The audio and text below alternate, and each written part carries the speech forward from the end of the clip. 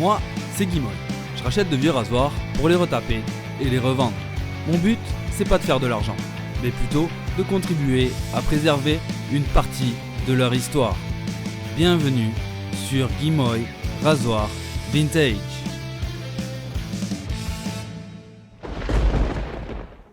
Salut YouTube! Aujourd'hui, suite et fin de la rénovation de notre coupe-chou Valette.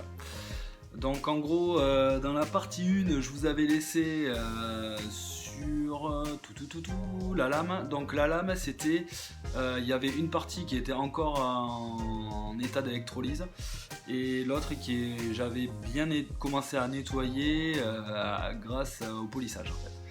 Donc là j'ai quand même avancé entre temps sans prendre de vidéo.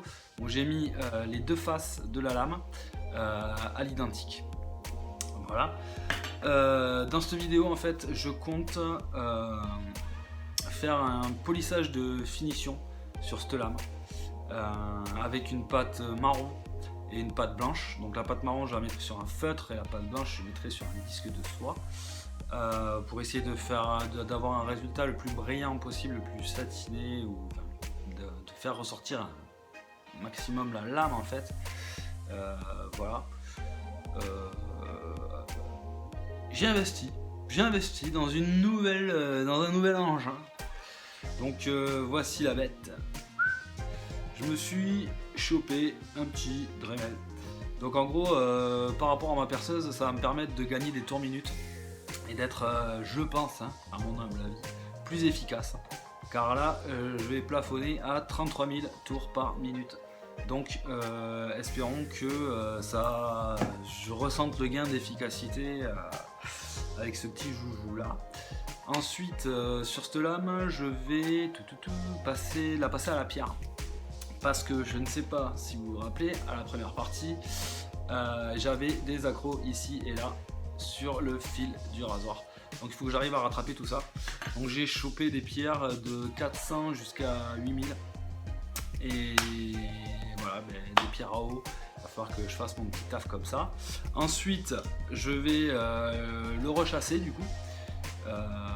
Rechassage. Donc ça c'est la chasse d'origine. Et moi je compte mettre une chasse en bois d'olivier. Voilà, une jolie chasse en bois d'olivier. Donc c'est à peu près la même forme. Voilà. Celle-ci était en corne, celle-là en bois d'olivier. Je fais de la restauration, je fais de la rénovation, pas de la restauration. Qu'on s'entende bien là-dessus. Je ne veux pas qu'il soit à l'identique à l'original. Je veux qu'il puisse juste fonctionner, qu'il soit fonctionnel et joli. Voilà. Donc, si vous n'avez pas vu la première partie, je vous encourage vivement à aller la voir. Vous pouvez aller sur ma chaîne, vous abonner, faire sonner la petite cloche de notification pour être renseigné lorsque je poste une nouvelle vidéo. Et peut-être même mettre un petit pouce en l'air sur celle-ci ou sur toutes les autres à venir et qui sont déjà en place pour dire que vous aimez bien ce que je fais. Voilà. Donc sur ce, je vous laisse pour visionner la suite. Ciao. Donc là en fait, je vais passer une espèce d'embout de paille de fer haute performance pour préparer ma lame avant le polissage. Là je vais monter mon petit feutre de polissage afin d'y appliquer ma pâte marron. Voilà, là je charge mon feutre et ensuite je vais venir l'appliquer sur les deux faces de la lame. Voilà, j'essaye de faire ça assez homogènement avec une homogénéité le plus possible.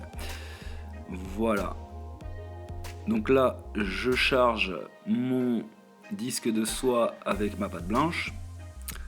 Je vais l'appliquer pareil sur ma lame, sur toutes les faces, partout, de tous les côtés possibles, pour essayer de la faire briller un petit peu plus. Donc la pâte marron c'était une pâte de nettoyage et la pâte blanche c'est une pâte de polissage, de finition.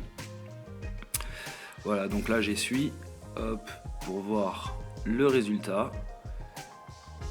Donc j'essuie bien parce que sinon c'est dégueulasse et voilà. Donc on voit bien la brillance, on a un joli brillant.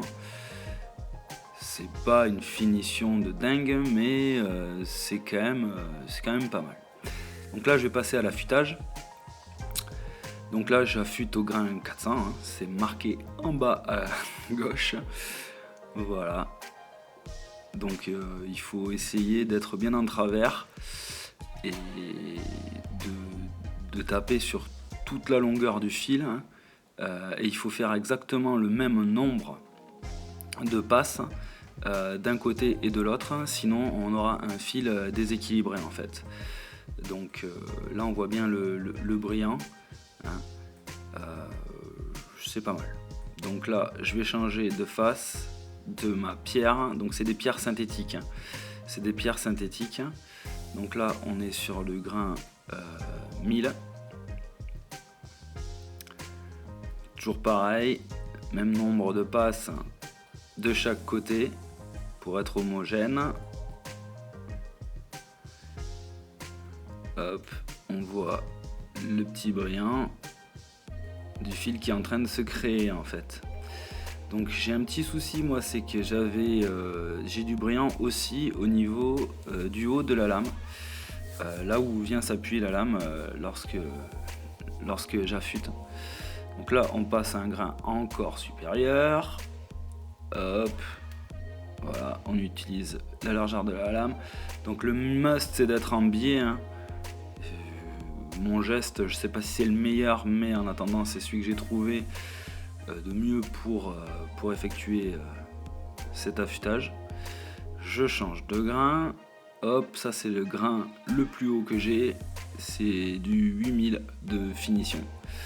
Donc voilà, toujours bien hydrater les pierres. Moi les pierres je les ai mis à tremper dans l'eau jusqu'à ce qu'il n'y ait plus de bulles en fait, que la pierre absorbe le maximum d'eau en fait, afin qu'elle soit bien chargée et toujours humide.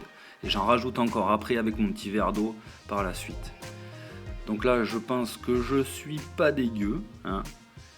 Voilà, donc on peut constater que ça brille encore sur le haut. Donc voilà, ce qui me gênait en fait, c'était sur le haut, c'était ce côté brillant qui n'avait rien à faire là en fait. Donc là en fait je vais polir, je vais repolir toute la lame en faisant bien gaffe de ne pas attaquer mon fil, histoire que tout soit homogène. Donc là c'est un feutre pré-enduit, et j'ai mis une espèce de petite pâte Dremel de polissage, et voilà le rendu final. Donc je trouve ça pas dégueu, ça fait une jolie couleur et on voit bien le brillant du fil. Ouais, ma foi c'est pas mal. Donc je pense que là je vais monter la chasse à blanc, oui, et je vais commencer mon rechassage. Donc je trouve c'est pas mal, hein, avec le bois d'olivier, ça donne une belle gueule. Donc on va procéder, ouais, les pouces en l'air. On va procéder au traçage. Donc en fait je simule comme si la lame était dans la chasse.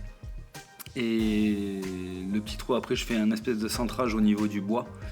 Donc je fais à l'œil, hein, je ne mesure rien, voilà, je fais un peu à l'arrache, mais je trouve que ça donne pas mal. Donc là en surépaisseur, je mets l'épaisseur de mon crochet, de mon pivot. Voilà, et je commence mon perçage. Hop là, voilà, ça c'est fait. Là, j'ai mis ma lame à l'intérieur et je finis mon second perçage. Comme ça, je suis sûr d'être bien droit en fait. Là, je vais me préparer à rechasser. Donc j'ai pris un petit marteau de carrossier avec pareil un fer de carrossier, mais en fait moi je m'en sers d'enclume et je trouve ça très bien. Donc j'ai un petit gabarit en aluminium avec un pré-perçage. J'ai pris, donc c'est un petit clou inox avec serti d'une bague, et après je mets la bague de l'autre côté. Je trouve ça chez un mec qui me le fournit gentiment. Donc là en fait je viens faire rentrer ma bague à l'intérieur voilà, mais elle n'est pas rentrée totalement. Donc là en fait je vais retourner mon coupe-chou, le disposer sur la plaque en alu, bien dans le trou, et là je vais finir de taper. La bague va rester bloquée par le petit gabarit en alu, et mon clou va finir de traverser. Voilà, comme ceci. Là maintenant il va falloir que je coupe mon surplus de clous. Donc faut pas le couper à ras de la bague, parce qu'en fait il faut pouvoir l'écraser par la suite avec le marteau. Donc je me laisse un petit jeu de 1 mm à tout péter. Comme ça je viens l'écraser avec le marteau par la suite, pour que ça me maintienne la rondelle correctement. Voilà. Donc là j'ai tapé plusieurs fois, hein. Je vous ai coupé ça au montage, mais voilà, j'ai tapé pendant un bon petit moment. Ouais, donc là en fait je pense avoir fini notre coupe-chou. Donc le voilà. Je vais vous montrer des photos un peu plus en détail après. Mais je le trouve quand même assez sympa. On va aller à la lumière pour le voir un petit peu mieux. Hop. Donc le voilà. Alors attendez. Hop. Soleil. Donc voilà, la bête au soleil. Hop. Et une bonne gueule, je trouve, moi. Avec son bois d'olivier, là. Il a la classe. Je vous retrouve pour un petit effilage au strop d'abord, puis au cuir avec de la pâte verte et au cuir nu. À tout à l'heure. Donc tout à l'heure en fait j'ai dit le strop, mais en fait c'est un strop mais en canevas en fait. Donc le canevas, on va dire que c'est du coton, c'est un genre de jean qui va me permettre d'enlever toutes les petites bavures qui restent après avoir passé la pierre, et du coup d'être plus performant sur le cuir après. Donc là je passe au cuir avec de la pâte Chromox. Voilà. Donc j'ai étalé ma pâte, et là je vais faire mes allers-retours tranquille. C'est un strop extra large, comme ça j'ai pas besoin de faire d'aller-retour en biais en fait. Je peux aller tout droit direct, et c'est nickel. J'ai trouvé que c'était plus simple en fait pour moi. Voilà, donc c'est très bien. Maintenant je vais passer à l'autre côté du cuir. Voilà, cuir nu, sans pâte, sans rien. Au préalable j'ai bien essuyé ma lame correctement, et je pense que il faut pas aller trop vite, et il faut pas trop tendre le strop non plus. Je sais pas, c'est un coup à prendre après. Il faut s'entraîner plusieurs fois pour arriver à un bon résultat. Bon ben voilà, je pense qu'il est suffisamment effilé. Je sais pas combien j'ai fait de passes. Je sais pas, je compterai dans la vidéo, peut-être je vous le marquerai en dessous, j'en sais rien. Tout ce que je sais c'est qu'il coupe. Je vais vous faire une petite démo vite fait sur ma jambe pour vous prouver que ça coupe bien. Donc en fait, on voit bien ma jambe là, ouais. Donc voilà. Voilà la petite démo. Voilà, donc je viens de me raser la jambe. Et je peux vous dire que ça coupe ma foi très très bien.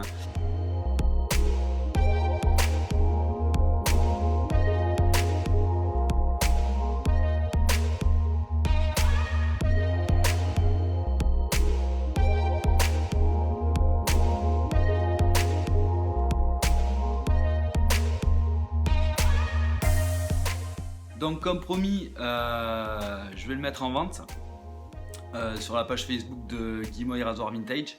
Donc en gros vous aurez le lien qui apparaîtra ici ou là, je sais pas où je le mettrai, sous forme de fiche, et si jamais il apparaît pas, vous l'aurez dans la description juste en dessous. Voilà. Donc en fait je prends presque rien en fait niveau main d'œuvre, je prends 20 €, ce que je me suis dit. Voilà, ça sera idem pour tous les rasoirs que je rénoverai. Je prendrai 20 €. Donc ça compte le prix du rasoir quand je l'ai acheté tout pourri, le prix de la chasse et après 20 € de main d'œuvre. Voilà, donc je vais le laisser un petit moment et s'il part pas, je le mettrai sur le bon coin et puis advienne que pourra. J'espère que cette vidéo vous aura plu. N'oubliez pas de vous abonner, mettre des petits pouces en l'air, faites sonner la petite cloche et à bientôt. Ciao.